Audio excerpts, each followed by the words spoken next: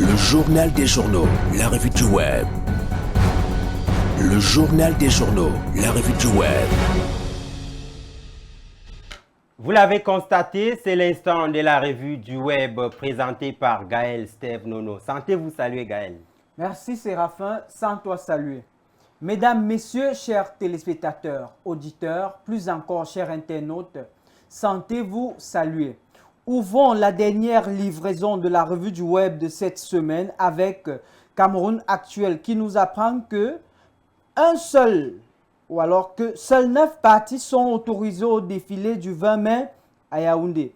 Le préfet du département du Foundi a présidé le 13 mai dernier la dernière réunion préparatoire du défilé marquant la 53e édition de la fête nationale du Cameroun. Une décision qui suscite quelques interrogations sur les 360 enregistrés dans le registre du ministère de l'administration territoriale. Seuls 9 partis ont l'autorisation de participer au défilé du boulevard du 20 mai. Et pour faire taire les polémiques, dans un communiqué en date du 12 mai, le préfet du département du Foundi, Emmanuel Mariel, a précisé que ces partis sont représentés au Parlement. Ils ont au moins un représentant élu à l'Assemblée nationale ou un représentant élu ou nommé au Sénat. Poursuivons avec le support de Média Camer qui revient sur l'affaire de la jeune incendiée à l'essence par son petit ami. Camer nous apprend que la jeune Mabel Lydiane Alima est finalement décédée malgré son évacuation à Yaoundé. Son petit ami Veng Bineli Calvin est en détention provisoire à la prison de Monatélé. Plusieurs internautes demandent une peine de mort pour ce jeune meurtrier.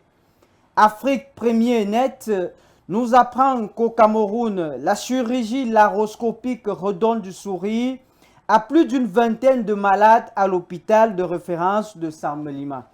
Une campagne de chirurgie laroscopique ou chirurgie à ventre fermé vient de s'achever dans cet hôpital de référence situé dans la région du sud du Cameroun, frontalière avec le Congo, le Gabon et la Guinée équatoriale.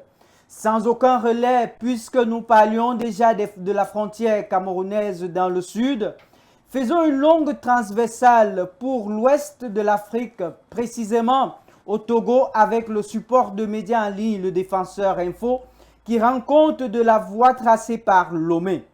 De quoi s'agit-il vraiment? En effet, il s'agit d'une doctrine africaine commune sur la dette en gestation. Le président Mahama du Ghana a salué une initiative stratégique tournée vers les mécanismes innovants de gestion de la dette et a exprimé sa reconnaissance au président Gnassingbé qu'il a associé à la toute première conférence de l'Union africaine sur la dette publique. Un événement majeur organisé à l'initiative conjointe du Togo et de l'Union africaine sous le thème l'agenda de l'Afrique de gestation de la dette publique, retour et préservation de la viabilité de la dette. Et c'est avec cette information en économie que nous mettons donc un terme à cette dernière livraison de la semaine. Sentez-vous saluer une fois de plus. Bon début de week-end à toi, Séraphin. Merci, Gaël, et bon début de week-end à toi.